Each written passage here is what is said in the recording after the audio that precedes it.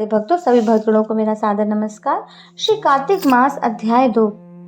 जय श्री तुलसी माता जी की जय। श्री हरि। श्री कृष्ण जी ने कहा, हे सत्यभामा, इधर घर पर गुणवती ने अपने पिता और पति की मृत्यु का समाचार सुना तो वो बेहोश होकर गिर पड़े। उन्हें सुध आने पर जोर जोर से रो रो कर विलाप करने लगी कि हे प्राणनाथ, आप मुझे अकेली छोड़कर कहाँ चले गए। मैं अब आपके बिना संसार में कैसे जीवित रहूंगी। मेरा भरण पोषण कौन करेगा, मुझे खाने पीने को कौन देगा। हे भगवान, मैं अबला अब किसकी शरण में जाऊं। हे पिता, तुम भी मुझे छोड़कर चले गए। अब मैं सब तरह से असहाय हो गई हूँ। मैं क्या करूँ, कहाँ जाऊं। इस तरह रोती बिलखती हुई वह पछाड़ खाकर गिर पड़ी और मूर्छित हो गई। मूर्छा टूटने पर जब कुछ संभली तब उसे ध्यान आया कि पिता तथा पति की मृत्यु के बाद उनकी क्रिया करनी चाहिए जिससे उनकी गति हो सके। इस प्रकार सोचकर उसने जैसे तैसे उन दोनों की क्रिया संपन्न की। बाद में वह विष्णु भगवान की भक्ति करती हुई वहीं रहने लगी।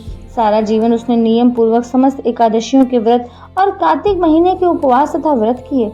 कृष्ण जी बोले, हे प्राण प्यारी, कार्तिक महीने में जब तुला राशि पर सूर्य आता है, जब दो सवेरे उठकर स्नान करे और व्रत तथा उपासना करे, वह मुझको बहुत प्यारे हैं, क्योंकि इस तरह करने पर उन्हें मोक्ष की प्राप्ति होती है।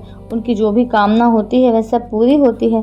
धन चाहने वाले को धन, पुत्र चाहने वाले को पुत्र, मोक्ष चाहने वाले को मोक्ष, इस तरह सब मनोरथ उनके पूर्ण होते हैं। वे समस्त पापों से भी छूट जाते हैं। जो इन दिनों रात्रि जागरण, दीपदान करते हैं और तुलसी के पौधों को जल से सींचते हैं, विष्णु के मंदिर में झाड़ू लगाते हैं और सातियां बनाते हैं तथा विष्णु भगवान की पूजा करते हैं, वे सब दुखों से छूटकर सुखों को प्राप्त करते हैं और अंत में मुक्ति को प्राप्त करते हैं। कार्तिक के महीने में जो 3 दिन भी इन बातों पर चलता है वह भी देवतुल्य होकर पूजा जाता है। जो जन्म भर ही इन नियमों का पालन करता है वह संसार में सर्व पूज्य होकर मुक्ति प्राप्त करता है। तो गुणवती भी सारी आयु तक व्रत एवं उपवास करते हुए बुढ़ापे को प्राप्त हुई। एक दिन उसे ज्वर हो गया तो भी वह उसी हालत में गंगा स्नान करने गई।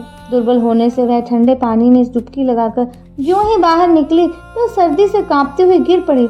उठकर उसने देखा कि एक दिव्य विमान जिसमें विष्णु भगवान के दूत हाथों में शंख, चक्र, गदा, पद्म लिए हैं तथा जिनमें सुंदर सुंदर अप्सराएं भी हैं, आ रहा है। विमान के उतरते ही उसमें गुणवती को बैठाकर विष्णु भगवान के दूत उसकी पूजा करते हुए, अप्सराएं उनके ऊपर अपने चरण डुलाते हुए वैकुंठ लोक में ले आए। उस समय वह सूर्य के समान प्रभा वाली एवं महान तेज वाली दिव्य स्त्री प्रतीत हो रही थी। ब्रह्मा आदि देवताओं की प्रार्थना पर जब मैंने पृथ्वी पर अवतार लिया तब वैकुंठ के सब देवगण भी मेरे साथ पृथ्वी पर आए। वे सब यहाँ पर यादव बने। तुम्हारे पिता देव शर्मा सत्राजीत हुए। तुम्हारा पति वह चंद्र शर्मा इस पृथ्वी पर अक्रूर बना।